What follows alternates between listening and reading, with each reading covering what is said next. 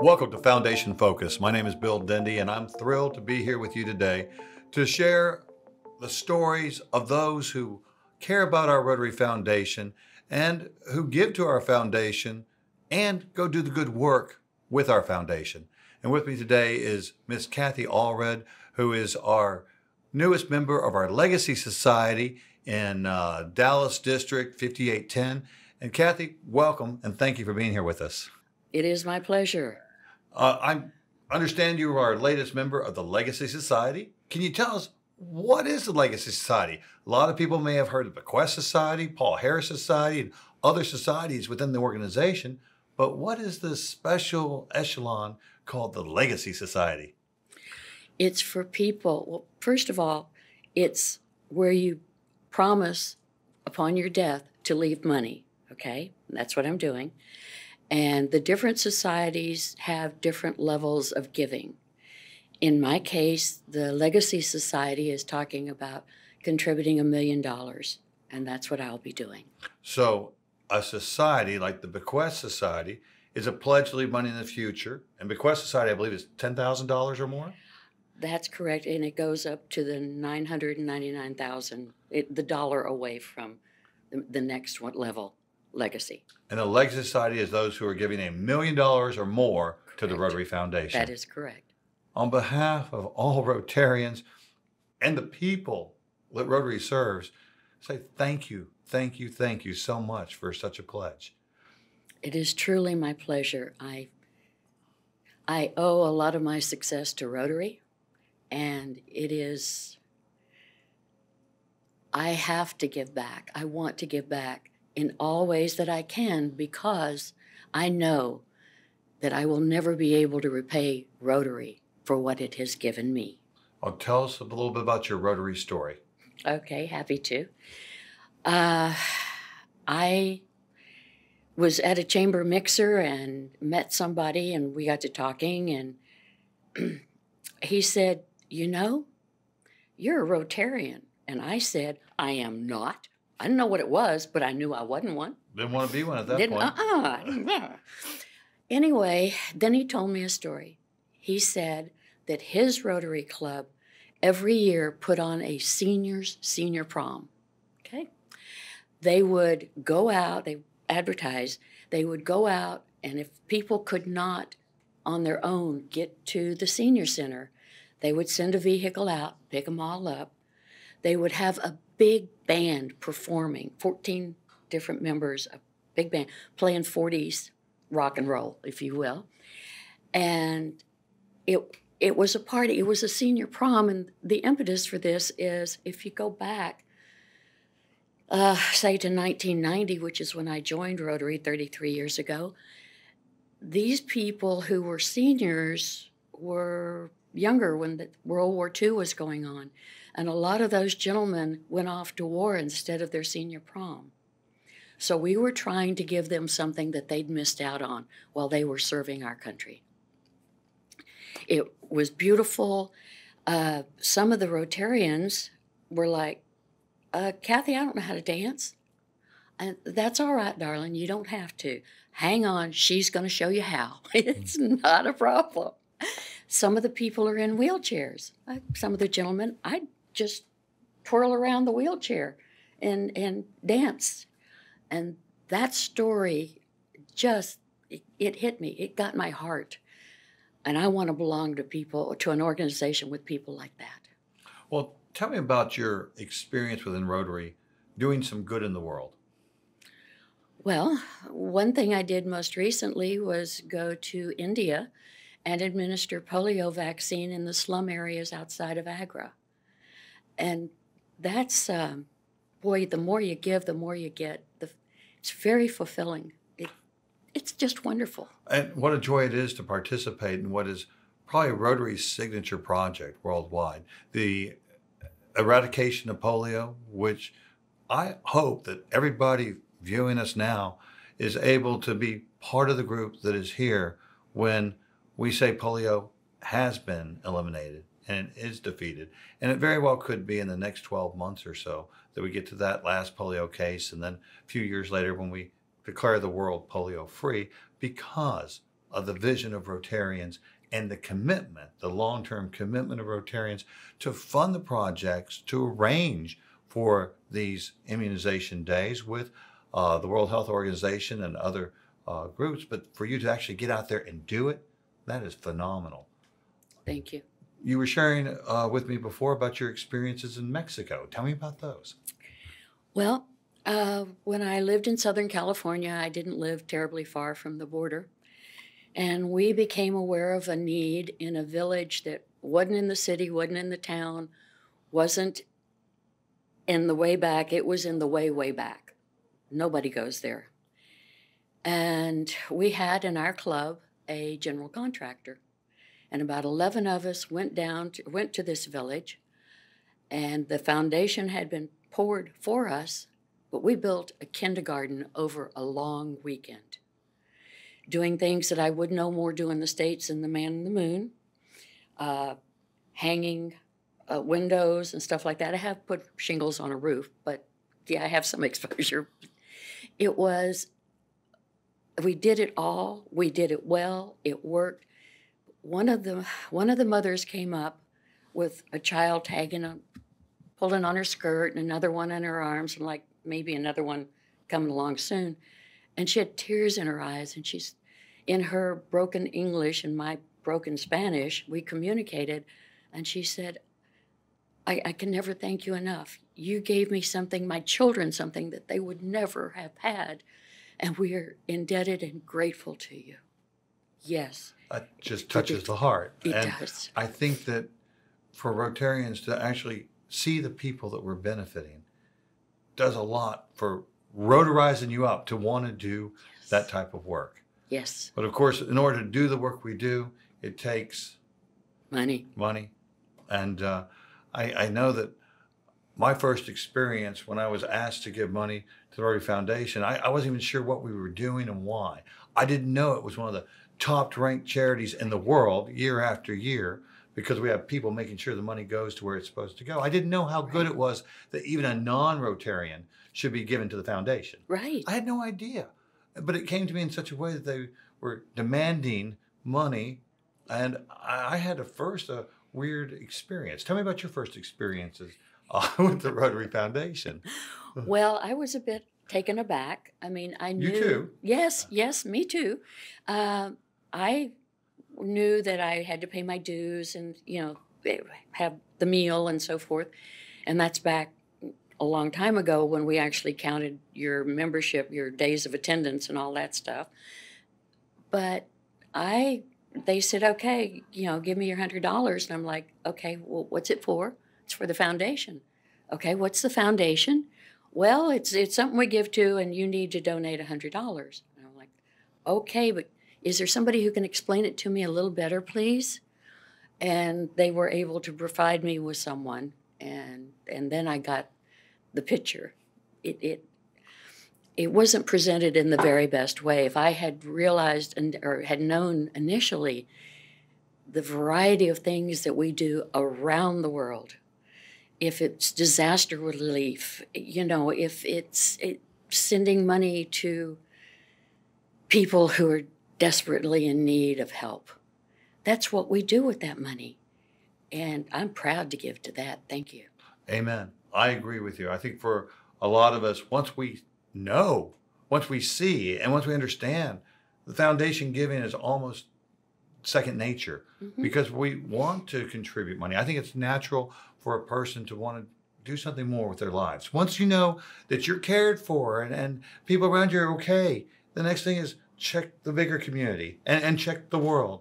And what can we do to make the world a better place? And I think dollars to the Rotary Foundation, because it's Rotarians like us who are out there doing the work, making sure the money gets to the people who have the need, and oftentimes physically being there with our dollars, with the Rotarians on the other side who are members of their community doing the good work. It is uplifting. It is what I guess is kind of self-actualizing. Yes. But most people don't give $1 million to the foundation. Tell me, what led to this with your particular situation, and how does that work? Okay. Well, I didn't always have $1 million. And actually, there's been times in my life where I had to save money to buy my children shoes. That's just the way it was. And fortunately, just because you've made some errors in judgment doesn't mean that that governs the rest of your life. I made some choices in terms of career. I got more education. And then I met some people who were willing to give me a helping hand. Okay? And I can never repay them, except I can give to the foundation and try and help other people the way I was helped.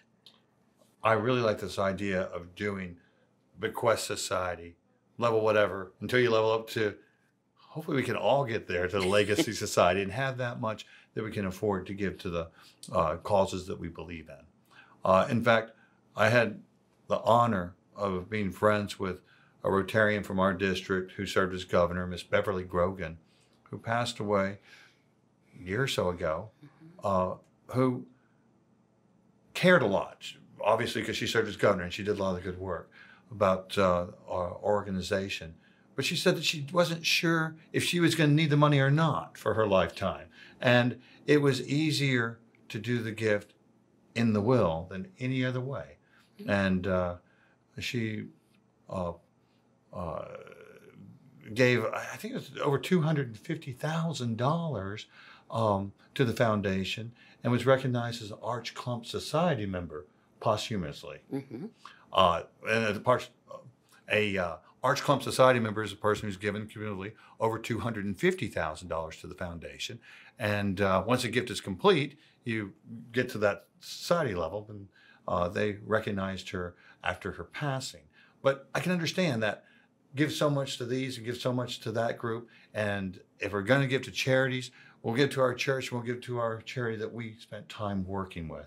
I think it's a neat program. Can you tell me what led you to picking Rotary as a benefactor? I can never, ever repay Rotary for everything it's given me.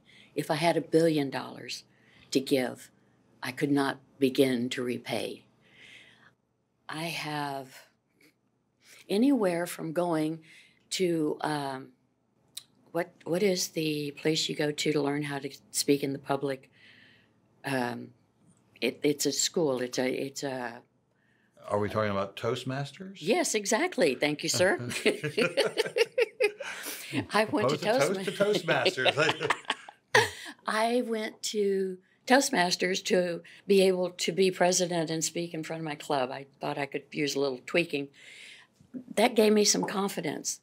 That confidence spilled over into my work life a lot. And that helped me accumulate some money so that I could hopefully take care of some family members and have enough left over to share with Rotary. Something I'd like to share right now that I think is important. In going ahead and making my will and trust, one of the clauses was if for some reason there wasn't $1 million, the fund that's available for the 2 charity gifts I'm giving, then they are split in half. So if I only had $100,000 left over because of some catastrophe in life, you would still $50,000 to both your charities. But if things work out the way they should work out, right, it'll be $1 million plus, $1 million plus. Exactly. I love that thinking and doing the planning. And I have people all the time who ask, how complex is it? And how do we set that up? And how do we provide for children as well as for our charities? And yes, Bill. Something to think about. Each family is unique. So let's go ahead and give them the options of massaging this till it fits their needs. You give some to charity, you give some to family, and you get a balance in there that you're comfortable with. You're a CPA, you're an attorney, you're a financial planner. You've probably got some insight into this as well. Well, absolutely. And even within families, I have folks who say, I want to leave the money to my children. And I've got 2 children who are really responsible, but that 3rd child, we just can't leave them $1 million outright. It should be in a trust. And somebody else needs to oversee it so it doesn't get spent in the wrong way. Mhm. Or they'll have a situation where they'll want to leave money to charity, but have their children in the future decide what charity each year receives a distribution as a way to continue to have family meetings and to allow the charity to change over time, but have a gift that keeps on giving, like an endowment year after year. And so it does vary. And a lot of families, when they think about it, they have the typical I love you estate plan, where if I go, everything goes to my spouse. If she goes, everything goes to me. If we both go, it goes to the children equally. And that doesn't take into account the special needs of the children, but it also oftentimes leaves out things that we care about, like our churches, our alma maters, our charities that we love. And I see a lot of folks just didn't think to ask their attorney. How about we carve out the first 10% to go to these things and the other 90% split it between the three children and split it as their needs dictate. And that is the precision in estate planning that I know that you're currently involved in or just Right. about finished with at this point. Exactly. You use some beautiful words there, and I'm absorbing what you're saying to me and applying it to my particular wants and needs. How to go ahead and do this. There are so many things that we can do if we only knew it, you know? And I do hope that this broadcast will go ahead and get people thinking. You know, open your mind, be receptive to new ideas, and see if this doesn't work for you. Because it's probably something that you've never considered before. I agree with you. And wouldn't it be nice if, from our efforts today, that we'd have another 1, 2, 3, a dozen Legacy Society members? Oh, yeah. I mean, Oh, the yeah. good work that can be done because of the gifts that y'all can make is immense. And, you know, some of us are giving today, a little bit Right. along the way, Right? but we're going to hopefully have some money left over. And that money left over to share it in such a way that Bequest Society only takes $10,000 and they'll have different levels of Bequest Society all the way up to the $999,999. Correct. And then Legacy Society. Yeah. Beautiful. So I know we spent a lot of time talking about giving and some of the work that we as Rotarians have done, but I understand you also do a lot of fun things with Rotary. And right now you're telling everybody in the world they need to go to an international convention. Tell us about your experience with the international conventions and what is that role that you're doing right now? Okay.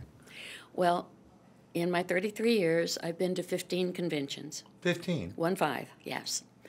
And the first one I went to was kind of fun because somebody walked up to me at a Rotary meeting, and by accident I'd missed a meeting and I found out I was president-elect. It happens.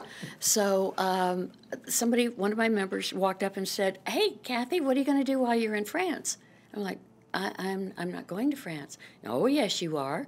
Our club sends the incoming president to the international convention, wherever it is. It's in France. You're going to Nice." "Oh, well, okay." And I was so overwhelmed, and it happens every time I go. The opening ceremony, when you see all the flags of all of the nations where Rotary is, and they do it in alphabetical order, and they go ahead and they play the music, the national anthem for each of these countries. And I was just taken aback. I had no idea. I knew I belonged to Rotary, but you know, it's Rotary International. But I didn't know I belonged to Rotary International. And with the 1.4 million members from all over the world coming in there, I don't know, the dress of their countries, carrying the country's flags, it looks like the Olympics opening ceremony, doesn't it? It really does. Yeah. And then the great events that you can do at the international conventions from the host committees. Oh. I've had some wonderful experience. I haven't done 15 though. Well, I mean, there's still time. still work. Okay. So- My favorite, my Uh-huh. absolute favorite is home host hospitality, where they bring you into their home and feed you and talk, and maybe they bring neighbors over, maybe it's other Rotarians. It's so much fun, and you get a real sense of what it's like in that country. signed up to do it in Singapore. I've done it in Hamburg. I did it in Toronto. And you don't know what you're going to get. It's possible you don't go to their home. They may take you to a restaurant. In Toronto, they took us to a mansion that had been gifted to the city of Toronto by a multimillionaire.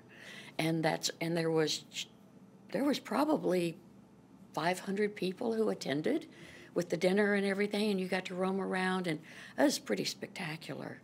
Sounds phenomenal. And these are people like us who are involved in their community, who care about each other, their community, and the world at large.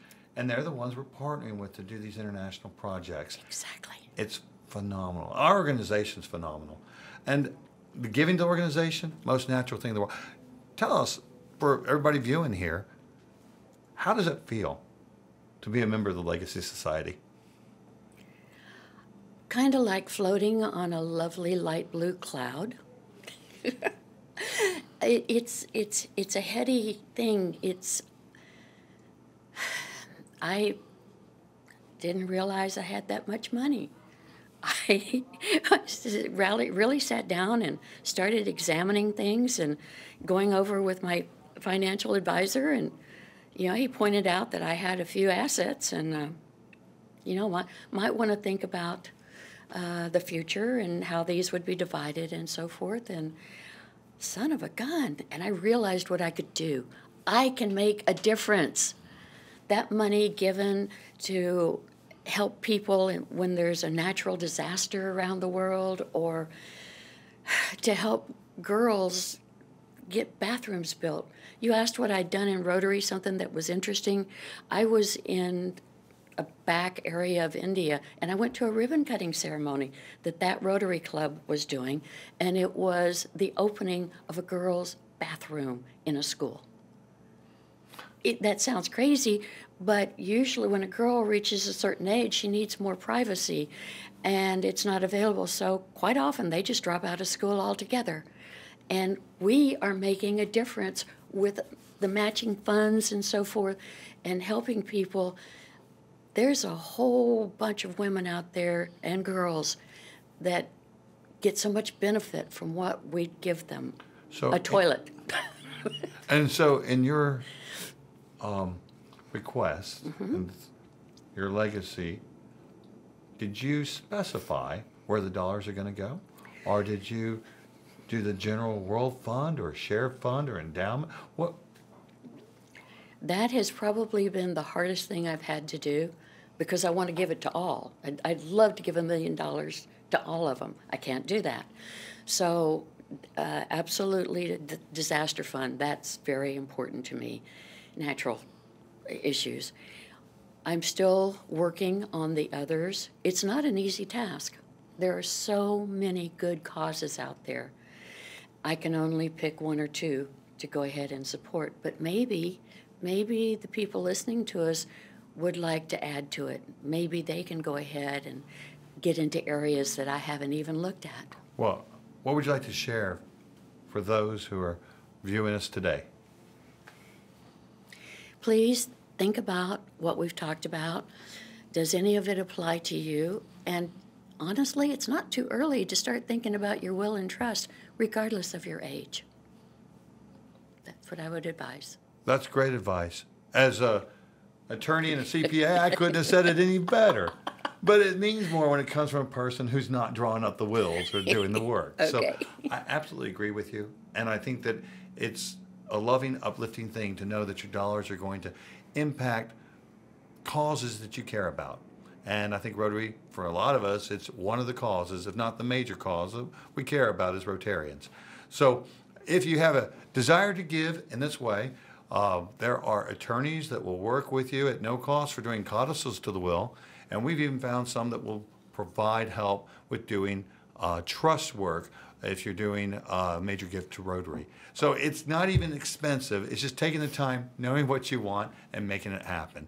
If you want more information on how do you give to the Rotary Foundation, how do you make sure that your dollars have that long-lasting impact, how do you make gifts now or in the future, please feel free to reach out to the Rotary Foundation or to me directly. My contact information is below. Until next time, it's a joy to talk about our foundation here on Foundation Focus. God bless you.